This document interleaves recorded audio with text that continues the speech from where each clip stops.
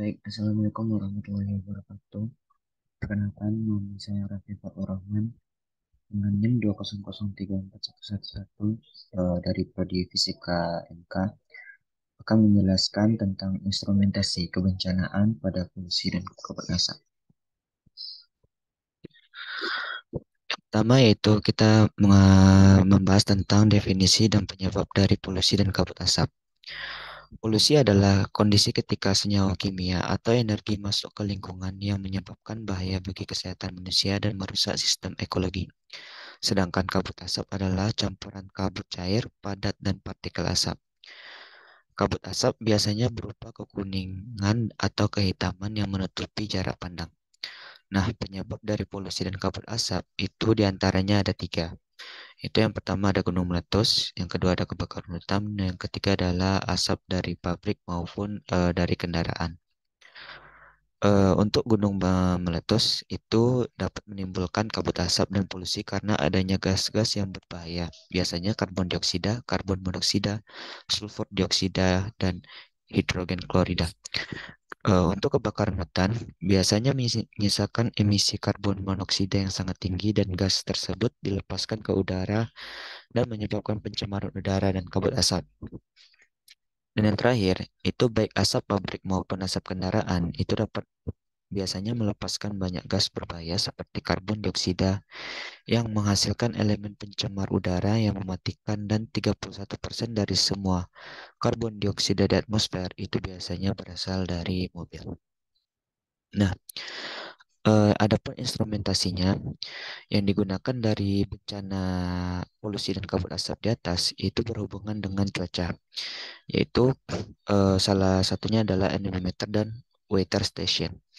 Anemometer merupakan salah satu instrumen yang sering digunakan oleh balai cuaca seperti Badan Meteorologi, Klimatologi, dan Geofisika.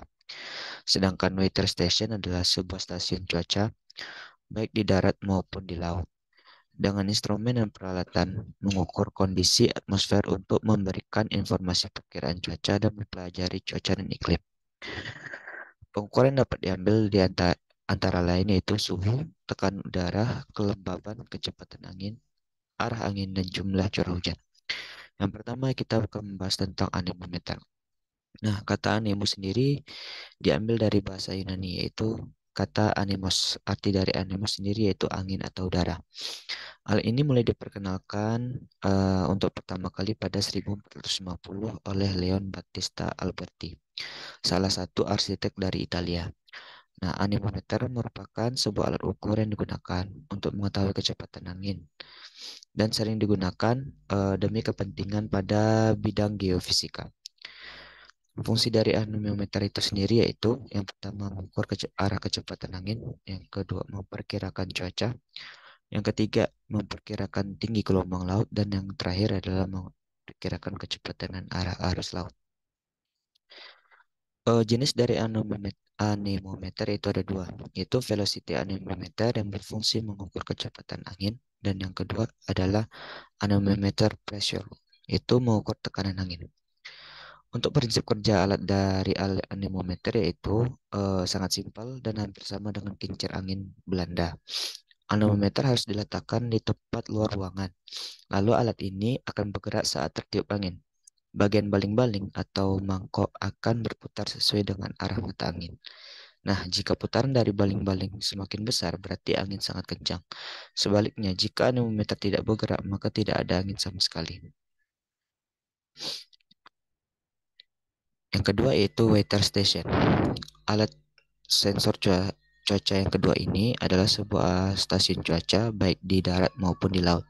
Dengan instrumen dan peralatan mengukur kondisi atmosfer untuk memberikan informasi perkiraan cuaca dan mempelajari cuaca dan iklim.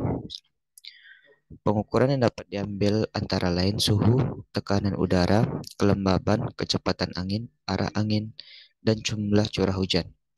Fungsi dari weather station ini itu ada 8. Yang pertama ada mengukur arah dan kecepatan angin. Yang kedua mengukur jarak pandang. Yang ketiga mengukur curah hujan. Yang keempat evapotranspirasi. Yang kelima cloud coverage. Yang keenam tekanan atmosfer. Yang ketujuh suhu dan kelembaban. Dan yang terakhir adalah pyranometer. Untuk prinsip kerjanya itu alat ini ditempatkan di luar ruangan, lalu sensor pada weather station ini akan merekam dan mencatat data perubahan cuaca secara real time dan memprosesnya di mikroprosesor pada data logger. Setelah itu, hasil dari processing data ya, pada data logger nantinya akan disalurkan ke data logger melalui kabel dan tersimpan dalam bentuk file log. File log ini yang akan digunakan untuk memprediksi cuaca yang nantinya akan data di daerah tersebut dengan perhitungan mereka dan dapat dilihat datanya dalam bentuk grafik. Nah, weather station dapat digunakan di segala cuaca dan aman dari hantaman petir. Sebab ketika pemasangan weather station dilakukan proses grounding agar dapat mengalirkan listrik ke dalam tanah. Kesimpulannya yaitu polusi dan kabut asap sangat mengganggu sistem pernafasan yang dapat berakibat pada kesehatan tubuh. Untuk itu diperlukan instrumentasi yang dapat memperkirakan kondisi suhu dan cuaca di sekitar. Nah, adapun alatnya seperti yang dibahas tadi yaitu anemometer dan watermeter yang pada umumnya memiliki fungsi yang sama untuk mengukur dan menganalisis suhu dan cuaca di sekitar. Sekian dari hasil presentasi saya. Terima kasih atas segala perhatian. Saya cukupkan. Assalamualaikum warahmatullahi wabarakatuh.